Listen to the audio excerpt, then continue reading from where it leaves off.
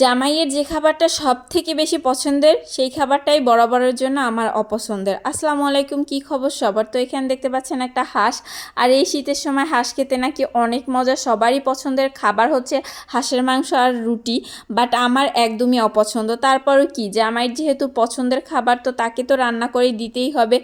আর বছরে এই একবারই হয়তো বা সবাই, বিশেষ করে এই শীতের সময় অনেক পছন্দ, অনেক মজা করে হাঁস খায়। তো এইখানে আমি হাঁসটাকে সুন্দরভাবে নিট অ্যান্ড ক্লিন করে নিতেছিলাম আর ভাবতেছিলাম আমি আজকে এটা কীভাবে রান্না করব, কারণ এই জিনিসটা আমি কখনোই রান্না করি নাই, ফার্স্ট টাইম। অনেকেই আমাকে দেখি কমেন্ট করেন যে আপু সব কিছুই কি আপনার ফার্স্ট টাইম? আসলে বিয়ে হয়েছে আমার অত বছরও হয় নাই, তারপর যতদিনই হোক আমি আমার শাশুড়ি মার সাথে ছিলাম। তো তখন যখন রান্না করতাম আমার শাশুড়ি মা আমাকে সব হেল্প করতো, দেখাই দিত কীভাবে। আর এখন যেহেতু আমি একা থাকি, এইখানে আমাকে দেখাই দেওয়ার মতো কেউ নেই, এর জন্যই সব কিছু আমার ফার্স্ট টাইম। আর হাঁসের মাংসটা একদমই, যেহেতু আমি হাঁস কখনো খাই না, আমার একদমই ভালো লাগে না, তো আমি ওইভাবে কখনো কাউকে রান্নাও করতে দেখিনি। আর আমার এই জান বাচ্চাটাকে দেখে সবাই মাশাআল্লাহ বলবেন।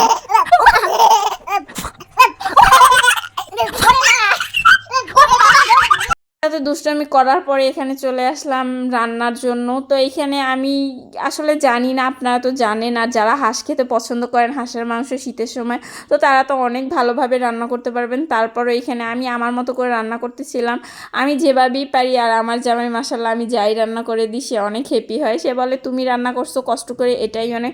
তো এখানে প্রথমে আমি সব মশলা টশলা দিয়ে একদম কষিয়ে নিয়েছি। তো এই হাঁসটা না অনেক শক্ত ছিল, এর জন্য ভাবছি আমি প্রেশার কুকারে দেবো, বাট প্রেশার কুকারে দেওয়া আমার সব থেকে ভুল হয়েছিল, কারণ প্রেশার কুকারে যে কয়টা সিটি দিতে হবে বা কি আমি জানি না। এই যে প্রেশার কুকারে দেওয়ার পর একদম নরম হয়ে গেছে, একদম মানে গইলা গুলে গেছে। তো এই জিনিসটা আমি ভুল করছি। আর আমার সোনা বাচ্চাটাকে দেখে কিন্তু সবাই মাশাআল্লাহ বলবেন, ও আমার বাসায় যখনই আসে আমার অনেক ভালো লাগে।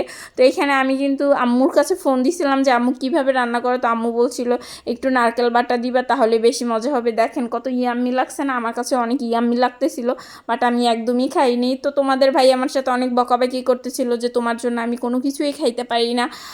আমি বললাম কেন, তোমার যেটা খেতে ভালো লাগবে তুমি আনবা, আমি রান্না করে দেবো, কিন্তু আসলেই সেটা হয় না। সে বলতেছিল তুমি বসে থাকবা, তুমি অন্য কিছু খাবার, আমি এইটা খাবো, তাও হয় না। আর এইখানে আমার কালারটা এমন আসতে কিনা আমি জানি না, বাট খেতে মাশাআল্লাহ অনেক মজা হয়েছে। আমার জামাই বলছে, আর আমার জামাই একটু কিন্তু আমাকে খাইয়েও দিছে। তো সে যেহেতু খাইয়ে দিছে তো আমাকে তো খেতেই হবে। আর এইখানে কিন্তু আমি চালের রুটি কখনোই বানাইতে পারি না, আর ওটা বানাবো সেই সাহসটুকু আমার নাই, এর জন্য আমি আটার রুটি বানাইতেছিলাম। আর দেখো আমি কিন্তু এই যে রুটি যেটা দিয়ে বানাই ওইটাও কিনছি। তো আমার ভিডিও তোমাদের কেমন লাগে, আর আজকে আমার হাঁস রান্নাটা কেমন হয়েছে অবশ্যই কিন্তু কমেন্ট করে জানাবেন, লাইক শেয়ার দিতে ভুলবেন না। আর কে কে হাঁসের মাংস পছন্দ করেন সেটাও কিন্তু আমাকে কমেন্ট করে জানাবেন। আল্লাহ হাফেজ।